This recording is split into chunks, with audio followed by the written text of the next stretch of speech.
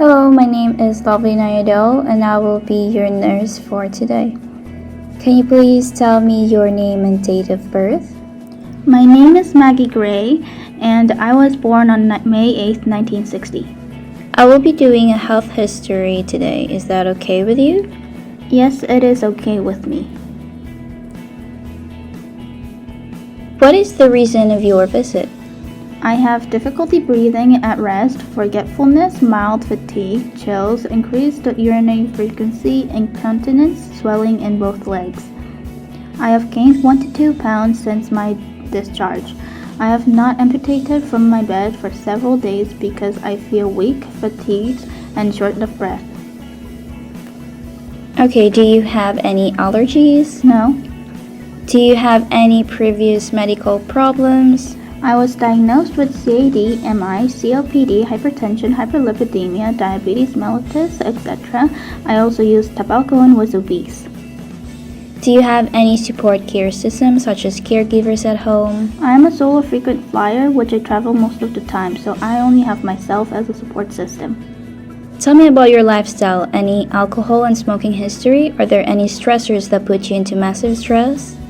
I am already 65 years old and retired. I am in my older years, so I want to live a stress-free lifestyle. Therefore, I try to avoid any stressors that could worsen my condition, which being a frequent flyer helps relieve my stress. I also quit smoking 2 years ago and I do not drink alcohol anymore. I am also not a physically active person and I do not exercise a lot. Thank you for sharing your lifestyle. Are there any diseases or medical problems that run in your family? Yes, my family has a history includes significant heart disease. Do you have any surgeries in the past? Yes, I have had appendectomy, cardiac catheterization, hysterectomy, and nephrectomy. Okay, good, thank you. This concludes our health history assessment. Hi, my name is Helen Jane. Hi, my name is Lovely. Hi, my name is James. Hi, my name is Marion. Hi, my name is Jasleen. My name is Michelle. And this is the Heart Failure Group. So based on the case study, these are the assessments we'll perform. So for cardiovascular, we're going to check for any presence of jugular vein distension, auscultate apical pulse for any presence of murmurs, and assess the quality of peripheral pulses.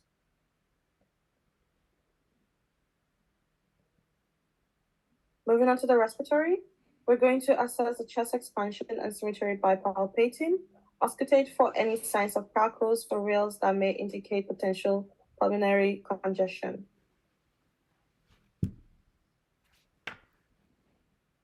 So moving on to the diagnostic test, we're going to run a chest radiographic test to visualize the anatomy of the chest to determine if there is a RV enlargement.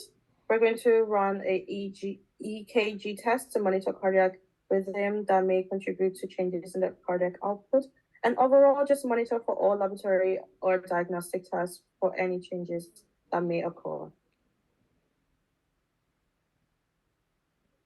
So next is the blood cell count, which we'll be performing, bone and creatine, as well as the BNP levels. So for the chest pain assessments, we're going to perform the PQRST. P, what caused it? Q, what does it feel like? R, where do you feel the pain? S, from a scale of 0 to 10, how painful is it? And T, when did the pain start? So these are the nursing diagnoses related to the case study. So first one is an effective breathing pattern related to increased chest expansion as evidenced by shortness of breath and tachypnea. 2 is impaired gas exchange related to abnormal respiration as evidenced by coughing, wheezing, and sputum production. And third, decreased cardiac output related to reduced oxygenation to the heart as evidenced by low SpO2 and mild fatigue. A short-term goal is to reduce symptoms such as pain and edema in the lower extremities and shortness of breath with the help of medicine, improving the quality of life and functional abilities that the patient may go about their everyday life diet that is low in sodium and fat, as well as promote self-care and self-management techniques.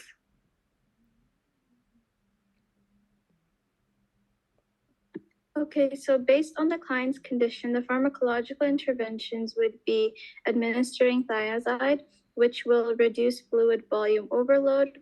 We would also administer spironolactone, which will help relieve high blood pressure and edema.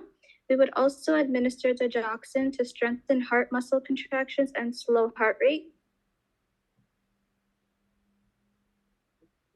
Okay, so another medication we would administer is carvedilol, which is a beta blocker known for blocking certain hormones such as adrenaline and improving heart function and lowering blood pressure.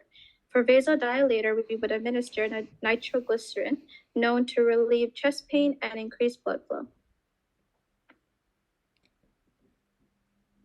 Okay, so for non-pharmacological interventions, we would give patient teaching about disease. We would give patient teaching about dietary restrictions, so like high calorie, low sodium, and we would give medication teachings. We would also monitor vital signs and the EKG for the cardiac rhythm. We would weigh the patient daily to see if there is any fluid excess, and we would elevate the head of the patient's bed to promote breathing. For evaluation, we would evaluate the patient's the urine output to determine if the patient is responding well to the diuretic therapy. We would focus on monitoring the response rather than the actual amount that's been voided. Decrease the anxiety by evident implement of coping strategies such as breathing exercises, reading, and meditation.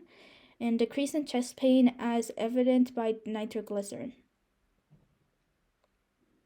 So any future evaluations that need to be done are lab tests to check improvement in conditions such as echocardiogram, electrolytes, and lipid profile. Then we'll do reassessment of head to toe, which includes the signs and symptoms evaluation, compare pre and post vital signs, assessment for signs of edema, assessing pneumothorax through auscultating the lungs, assessing for presence of cyanosis, assessing the heart through auscultating the 5 points of the heart, and listening to the heart sounds, assessing for capillary refill that must be less than 2 seconds.